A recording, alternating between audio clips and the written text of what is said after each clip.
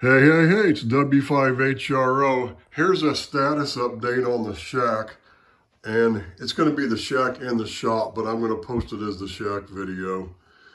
And I'm kind of behind, what is it, it's November 22nd, I believe, something like that.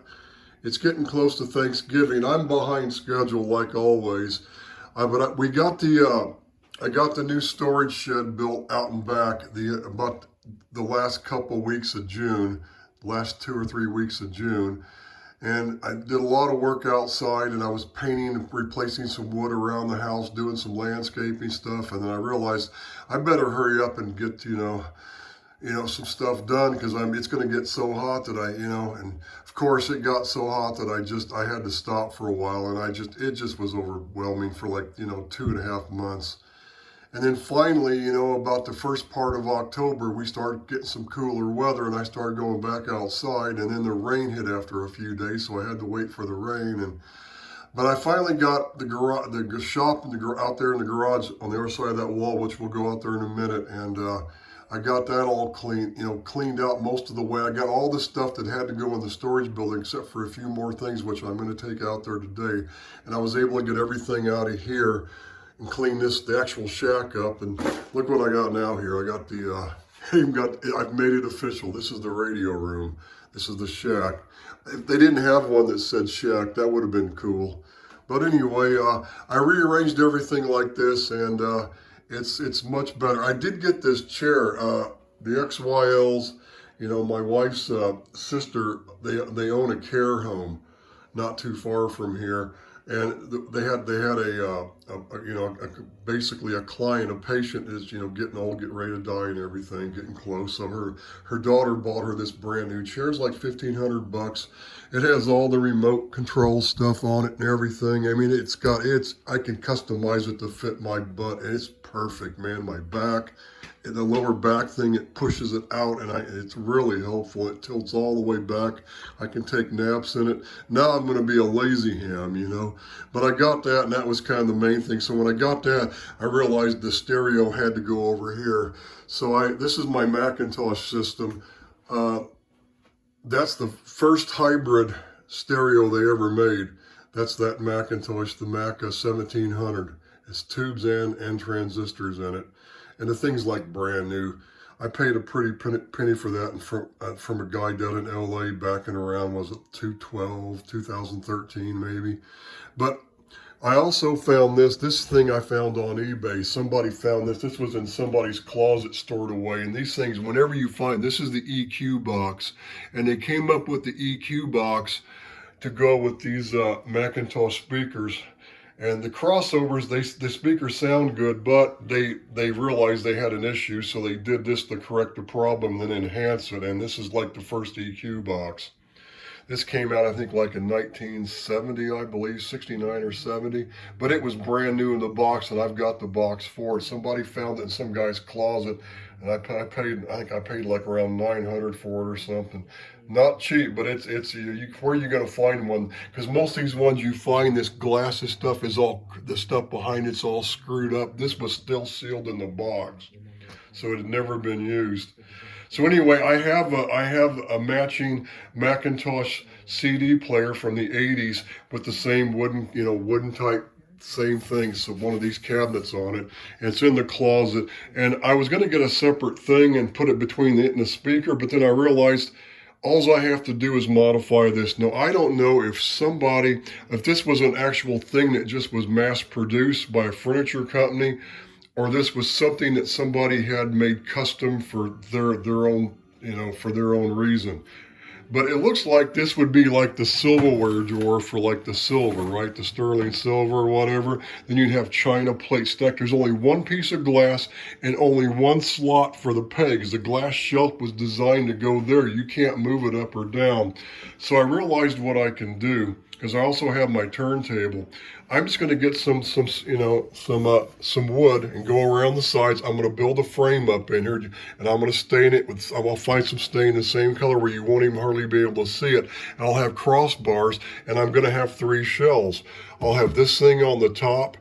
I'll have this receiver, below it, and then I'll have the CD player on the shelf right, on the bottom shelf. And then I'll have some, then down here will be for like this APC, surge protection unit with the boost and the buck and the boost setup. That's what that is. It's a buck boost setup. So if it goes up too high, it'll suddenly clamp it down, and if it's too low, it'll bring it up. So that's how it works. But then what I can do is my turntable, my really good turntable's down there on the floor with the towels and pillows sitting on top of it. So I can put that turntable on top and that'll be, voila, perfect. Then I can put like a little CD shelf rack right here that doesn't stick out too far, put all my CDs. I don't know where I'm gonna put my record album collection. I've got a big box of albums, they're in this closet. Most of them are all grooved out. I played those things for so many years, but they still sound good, and that's a good turntable. I need to put a better stylus on it. So that's the stereo, and I think I'm gonna put a lighted Macintosh vintage sign across the top of it to make it look cool and everything. And I have some pictures I can put over there, some other stuff. But, and there's that, there's that big Stones poster. When I saw them in '89 at the Cotton Bowl, and that was Dallas. That was a long time ago. That's when they had out. That was the Steel Wheels tour. So I got that. I've got the ticket stubs and all that stuff, and I've got one of the other smaller posters from that tour and everything. So that's always, I'm going to hang that right there on that wall.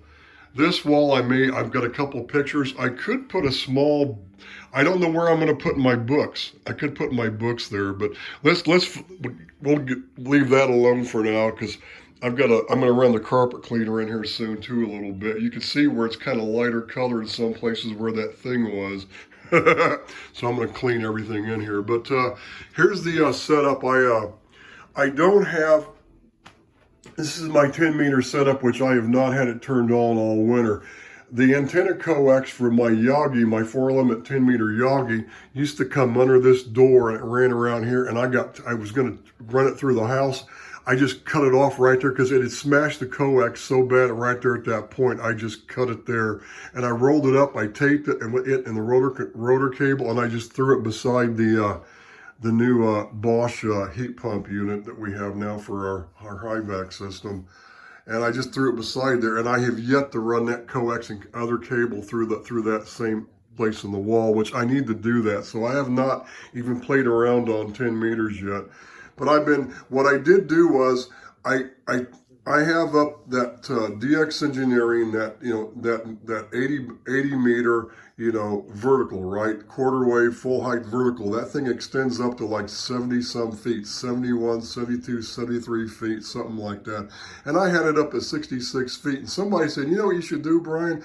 You should hang another wire off the top of that and make the whole thing an inverted L, like all the way down to 160. And I thought, But then I went, the problem is that very top part of that antenna, those last couple sections, 2 or 3 sections, it's good. If I tie a wire on that, the whole thing's going to bend over like a stainless steel mobile whip on a car. Remember back in the 70s, everybody was putting those 102-inch stainless steel CB whips on their car, and sometimes you see the guys in Jeeps and they bend them over so they wouldn't hit anything, but if they got out on the open road or somewhere like off-road, they would just unsnap it and let it fly up so it'd work better, But that's what it would be like. So I thought, wait a minute, what if I just take it down? It's 66 feet. What if I just take it down a couple sections, get it down to where the diameter tubing, aluminum tubing, is a little bit thick enough to where I could do something. So I thought, okay, I took the top 2 sections off. I measured it. The whole thing was just shy of 57 feet. So I thought, okay, well, the one that slides into that, I went ahead and I just cut about 4 inches off of that, slid it down in there and clamped it and got it up to 58 feet. And I drilled a hole through that, and I took some 1/16 of an inch stainless steel cable, and I just ran it through there and clamped it with the clips and the all that stuff like you're supposed to. You crimp it, it has those crimp things. You slide the wire through and you crimp it so it's like a permanent connection, and they can't come undone. And I just drooped it all the way down, but I wound up with like an 85-foot piece of wire, And it's probably the capacitance from that wire to ground is what it is. It's just I had to make it longer to get over that capacitance hump. So the whole thing I think is around 140. It's somewhere between 145 to 148 foot long, but it came out self-resonant right at 1.809 megahertz, and that's, you know, perfect. But then of course on 75-80 meters it wants to act like an in-fed half wave, so it has to be a little bit longer. So I put a 22 microhenry coil, the base loaded at the base, and it set it right at 3.833 megacycles, and I was able to adjust the coil between that coax tap and the one that goes down to the radial plate, and I was able to get it down like a 1.2 to 1. And that thing on 75 meters, that I can hear like I couldn't hear before. I think the reason is because I'm not, you know, that other quarter wave is not being absorbed by ground is what's I was getting too much ground absorption because my input impedance, that antenna is only like 2 feet from the ground. The base of that vertical section is 2 feet off the ground. So even raising the radial plate up, I was able to fix it, but I had to add more coil between the plate and the coax connection tap, so to get the impedance. But I'm gonna rebuild my remote tuner to make that thing work flawlessly on every single band. So I'm gonna have a switch box to control some vacuum relays, plus this guy here to control the capacitor and inductor. And it should, the way I'm going to do it, it should work fantastic. But I've been using this thing on that antenna on 17 meters. I've got it down to I can go out there and I can change I have a shorting wire and a clips, and I can go out there and I can change it, and I can make it resonate right at like 18.100 some odd, you know, right there on the middle of the 17 meter band. And I got the SWR down to a 1.5 to 1 there, but just at the feed point. And I'm just bringing it down to a 1-to-1 match with the tuner. And that seems to work pretty good, but I'm losing, and when I get it down to a 1-to-1 at the feed point, then it'll come up even better. But it's actually working better on 17 than my double bazooka was, so that's pretty good. So anyway, that's the story here on the shack. I went on way too long here. This is going to wind up being a long video, but I haven't posted one in a while. So, but everything that I took out of here is in the garage now, and everything that was here on the floor that I had to keep in here for now is in here. Now I still have not put changed out the rack. There's that new rack that I bought. And my CD players there, my Macintosh CD player. But eventually all this junk's going to come out of here anyway. Those tubes are going to be out there in the garage and the shop. And I put my microphones, because I want to keep the microphones in a more temperature controlled environment. So let's go out in the shop. But here, and there's the transmitter, of course. It works fine. I just, right now, I still never did. I don't have a way. I've got to buy on the TikTok shop, they have some vices, really cheap ones. I'm going to buy one of those so I can clamp it and cut that pot, and so I can put that knob back on there like I want to control that clamp. But the thing works. It's just that tube is just a safety tube. It'll work without it. I think I'm going to fire it up probably tonight or maybe tomorrow. I may do it tonight.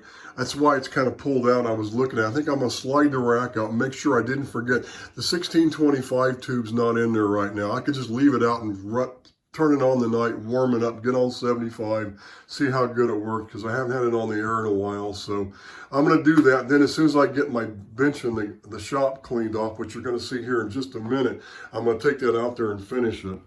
So let's go out here to the, I got this hallway mostly all cleaned out. These are the other pictures that are going to hang in there in the shop. And there's the cat litter box.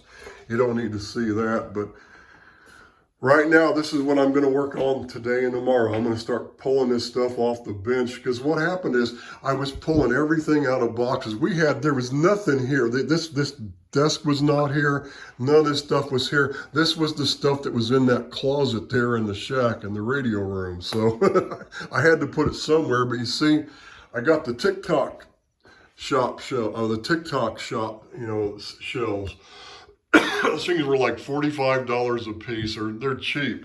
And I put 2 of them out in the storage shed, and then I got 3 of them for in here. And there's my Heathkit stuff. These are the projects. I put all the projects that I'm going to be working on next here on this wall, and they're not in any particular order. I'm probably going to, well, there's that audio console rack that's going to go in the shack that I'm going to probably work on that next after I work on the RF deck. And then there's the DX60 and the receiver and the VFO and the speaker I'm going to use, and that's the there's the VFO and there's the monitor scope, and then the Heathkit. The Yaesu stuff's here, the FT101B and speaker, and what is that? The matching VFO, and I just did this temporarily because I just had to have some place to put it, and. There's my RME 6900, and there's the pre-selector that goes with it and the speaker, and I got a ton of stuff. And there's the spare FT101B I'm going to use for parts if I ever need them. I'm probably going to pull out that RF cage, and like I said, I'm going to modify this BS to the B anyway with the 2 tubes. And there's my BC348. And there's the dynamotor that came out of it, and I've got the supply that I built in there, but I think I'm going to do something different. I just haven't, because that regulator I put on those filaments, it gets really hot. I think I'm just going to redo another supply without the filament regulation, maybe. I haven't decided yet. So anyway, there's some other stuff, but there's all my external speakers. I mean, there's a Collins speaker for one of the other receivers. And there's one of these is an NC303 speaker, and the other one's an NC300. And I've got another NC300 speaker, or did I? I thought I had another one. I guess I just have those two. I thought I had another one. Maybe I'm wrong. But down there's one of my other HRO speakers. There's the other one. I've got another one there. And this is some Heathkit stuff that I was going to build something out of. I was going to build a little amp, a portable amp I could take around. I never did finish that. And then there's you know what that is? That's the case to a Meissner signal shifter with the 807. I threw that thing away years ago, but I wanted the case in the front panel because I was planning on building something in there. I thought that's the perfect size cabinet for something. And then what is this? Here's my, my Q multiplier that I'm going to hook up to the BC348. And there's those coils that I found. Those, are they Millen or are they Miller coils? I forget which. Those are the coils to modify it for the 915 kilohertz IF. And there's another RME pre-selector. And there's the Johnson Viking, VFO, piece of junk, but they work. And there's that, you know what that is? That's one of those Selecto jacks.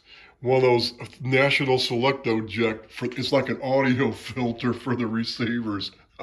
I have one of those too. And then there's the coil box from HRO 50 and the original Rosewood box. And then, down there's the F coil for the HRO receivers. And now look at this. Do you know what this is? This is all HRO crystal calibrators. I got all of them for all the receivers. And I have the FM adapters in there too. The FM adapter I'm putting back in my HRO 60, but no, it'll never get used. I mean, who gets on 10 meter FM, you can't get on the repeater because there's no way. Well, you could probably tune it in. You could probably tune in the repeater up there on, there's some repeaters way up there. There used to be one in the Virgin Islands way up somewhere. Now, my HRO 60 is here, and this is the one that I'm probably going to get this one, when I get to that audio control and maybe one more thing done, I'm probably going to work on this pretty soon. Look at the condition of this thing. This thing was immaculate. I just need to recap it. And I took the cabinet out and I polished the cabinet where it shines like you could see yourself. And after I did it, I wrapped it all up in that black thing before we moved. So it's still shiny. And here's all the stuff for it. Here's all the tubes, the screws, the knobs. Everything was all wrapped and packaged here when we moved. So it's all been packaged like this for years. And this is actually, the dial drum, the plastic things. I've got like the 6-meter one in here, and I've got I got a whole bunch of those extra ones in here. That's what's in this tube packaged up. So that's my best HRO. Well, main HRO 60, yeah, for AM and FM, that would be my best national receiver would be this HRO 60. But then over here, I don't know which one's which. Well, I do. I felt it the other day. This is my good NC303 that I'd modified up, that I still need to finish. And this is my HRO 50. And eventually it needs to be all recapped too, but this one's in immaculate condition. And then down here, one of these is my other NC303, and one of them's the NC300 that's in good shape too. And there's my old Johnson Viking 2 that I'm going to use for parts. I'm going to take out that tank circuit in there, and that whole, I'm going to cut out probably that one section where the driver, what I'm going to do is I'm going to build a screen modulated transmitter using the 4D32, and that everything in there will work perfect for that, because it's the same as this. A 4D32 is the same as a pair of 6146s. Everything's going to be identical, so I can just change it out. So anyway, this stuff here, it's an old Johnson Matchbox. These are extra 23 channel, courier radios I'm saving for parts for that, to keep that other one, that main one I've got going. So I'm always going to keep those. This other stuff here, I'm probably going to dispose of that. I don't really need these things here. These metal I might keep one of them for like a prototyping unit, but I'm going to take all this stuff off and then toss this one silver chassis. And I'll just save these things I put on the sides for the front panels. Maybe I'll keep the copper one on the bottom. I don't need the one in the middle. But now this is more parts in here. And eventually when I get these drawers cleaned out, I'll be able to get a lot more parts. I'll be able to organize stuff in there, and that's going to be a while. There's the big transformer, the exact transformer I need for my 4-1000A linear amplifier I'm going to eventually build. So I am going to build that. That's eventually going to be a project. So, but I've got to come in here today and tomorrow, and I got to go through. So there's some more of this stuff I've got to package up in a box. I'm going to take it out in the storage building, and I'm going to try to get this cleaned up here, this pile here cleaned up today. And then I'm going to probably just put this desk right here for now, and this one here for some other, after get it cleaned off, because I need something to where I'm going to put all these parts in plastic boxes. I got a few, and I got a few more coming, some bigger ones.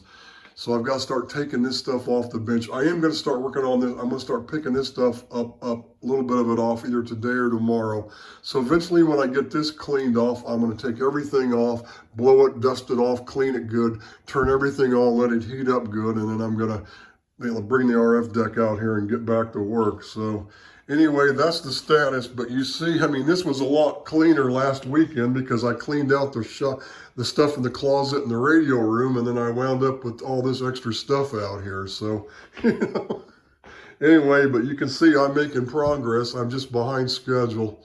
So that's all for now on the W5HRO Radio Shack, and the shop. And I'm going to post this on the Shack side, so I instead of uploading 2 separate videos, one for this and one for the other, then it's just easier to do one video in one place.